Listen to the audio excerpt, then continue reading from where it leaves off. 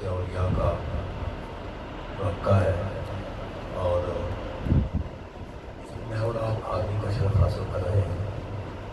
ایک دو باتیں آپ رات کے بعد میں پیش کرنی ہے، کیونکہ یہاں پر مجھے چشتی رنگ جو ہے اس کا غلبہ نظر آ رہا ہے۔ تو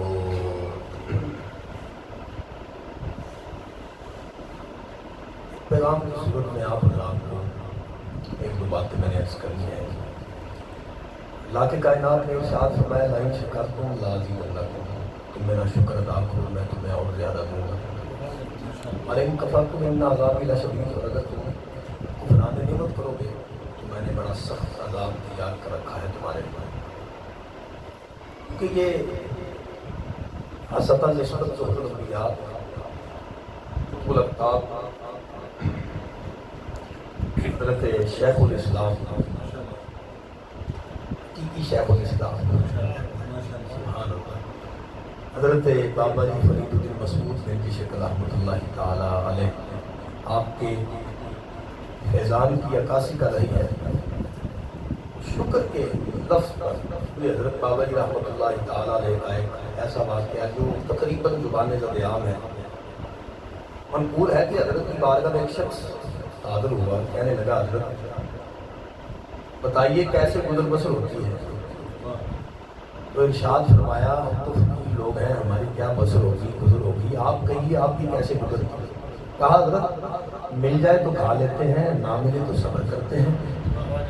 اب زہد الانبیاء کی زبان مقدس کو جنبش ہوئی، فرمایا یہ بات کہ تجھے مل جائے تو کھا لیتا ہے، نہ ملے تو صبر کرتا ہے، یہ حال تو اوج تن کے کتوں کا ہے، پاک پتن کے کتوں کا یہ حال ہے، انہیں مل جائے تو کھا لیتے ہیں، نہ ملے تو صبر کے ساتھ بیٹھے رہتے ہیں۔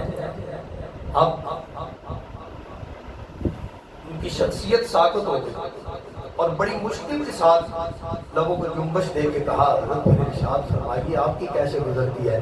فرمایا مل جائے تو بانٹ دیتے ہیں، نہ ملے تو اس کا شکر ادا کرتے ہیں۔ لئن شکرتم لازیدنکم، بھائی وہ شکر کرتے ہیں، نہ ملنے پر شکر کرتے ہیں، تو اللہ انہیں دیتا کیا کچھ ہے؟ لازیدنکم اس کا مفہوم کیا ہے اور اس کی تشریح کہاں تک ہے؟ میں کیا کیا آپ حضرات کے سامنے پیش کروں؟ میں اگر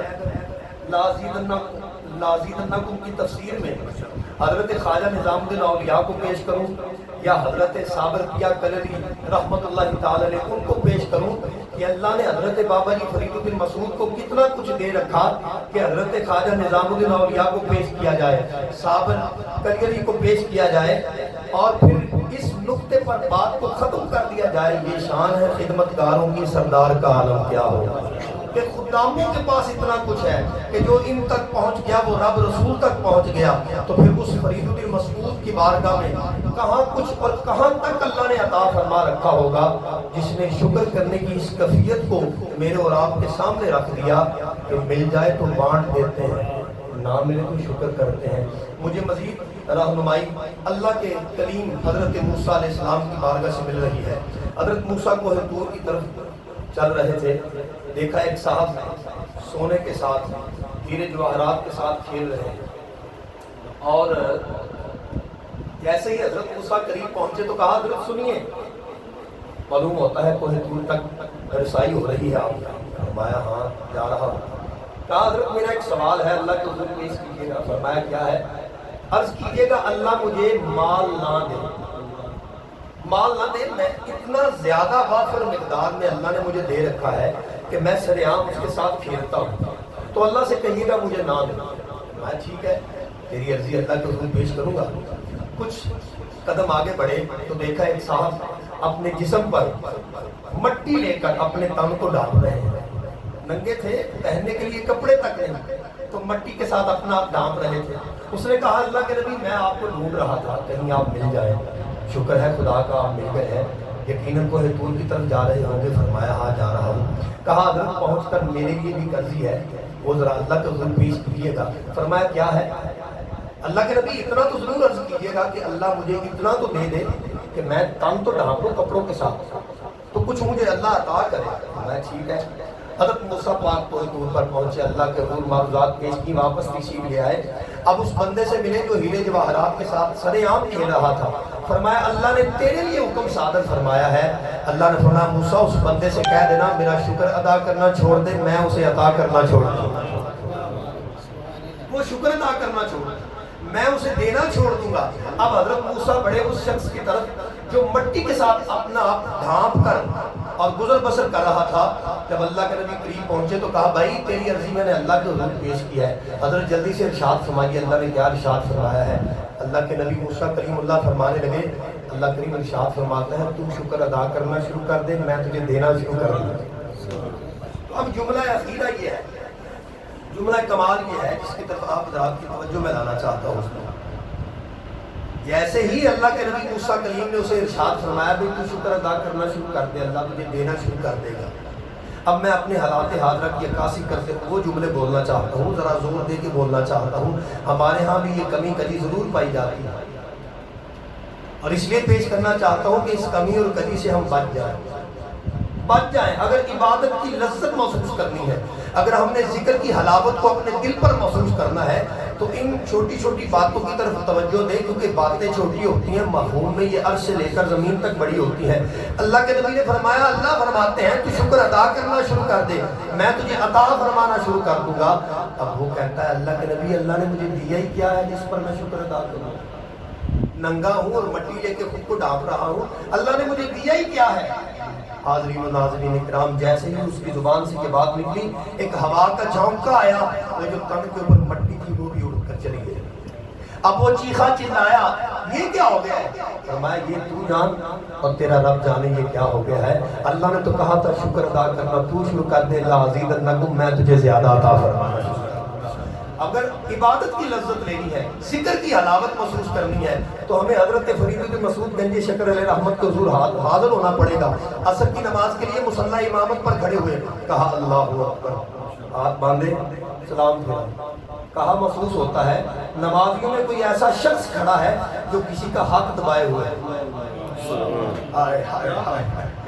اللہ والے عجیب ہوتے ہیں, حقیقتوں کے نقیب ہوتے ہیں, ہم اس لیے ان کے قریب ہوتے ہیں کہ یہ رب کے قریب ہوتے ہیں. کہا نمازیوں میں کوئی ایسا شخص موجود ہے جو کسی کا حق دبائے ہوئے کھڑا ہے. اب ہر آدمی اپنے گریباں میں جھانک رہا ہے, حضرت ایسا ہے؟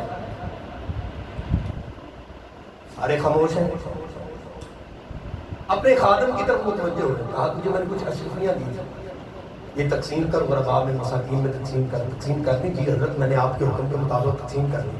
فرمایا عبادت میں لذت نہیں ملتی, مجھے عبادت کا کیف نہیں ملا, مجھے لذت نہیں ملی. ایسے تو نہیں اقبال نے کہہ دیا دو عالم سے کرتی ہے بیگانہ دل کو, عجب چیز ہے لذت آشنائی. وہ عبادت کی لذت سے آشنا ہو چکے تھے.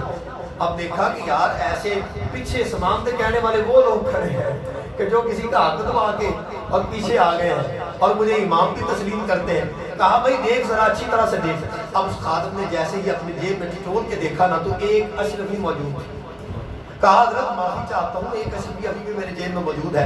کہا یہی تو بات ہے, چل دروازے پر کوئی سائل ہوگا جو صدا بلند کرنے والا ہوگا, اسے دے گیا. جیسے ہی خادم دروازے پہ پہنچا, ایک صاحب کھڑے تھے, ہاتھ پھیلائے کھڑے تھے. اس خادم نے اشرفی رکھی, واپس آیا, کہا چلو نماز پڑھتے ہیں. اللہ اکبر. تو اب نماز کیسی تھی؟ اللہ اکبر, ایسی نماز کہ جس میں حضوری کی لذت کا یہ عالم تھا کہ فرید تو تھے ہی نہیں, وہ حضرت بلے شاہ قصوری یاد آتے ہیں, میں بھی تو ہیں تو بھی تو ہیں, تھے بلہ کون نمانا. تو جب نماز کی کیفیت ہی ہو جاتی ہے تو پھر نماز والا حضور ختمی مرتبت علیہ السلام کی زبان حق ترجمان کی صورت میں آقا پاک فرماتے ہیں جب نمازی نماز پڑھتا ہے تو اس جگہ سے لے کر آسمان تک جتنے بھی پردے ہوتے ہیں وہ سارے اٹھا دیے جاتے ہیں, اور پھر مولا علی تاجدار حلتا مشکل کشا کے حضور حاضری دے لیں تو علی پاک فرماتے ہیں علی اسے کہتے ہیں جس نے اتنی دیر تک سجدہ ہی نہیں کیا جب تک اس کی ذات کے جلووں کا مشاہدہ نہیں فرما لیا. اللہ کریم مجھے اور آپ کو شکر کرنے کی توفیق نصیب فرمائے. میرے بادشاہ حضور فرمایا کرتے ہیں دو چیزیں جس بندے کے پاس موجود ہیں وہ بندہ ولایت کے منصب پر فائز ہو سکتا ہے. دو چیزیں جس کے پاس موجود ہیں, ایک صبر کرنے والا دل, دوسرا شکر کرنے والی زبان. اللہ مجھے اور آپ کو ان دو چیزوں پر عمل کرنے کی توفیق نصیب فرمائے. وما توفیقی الا باللہ.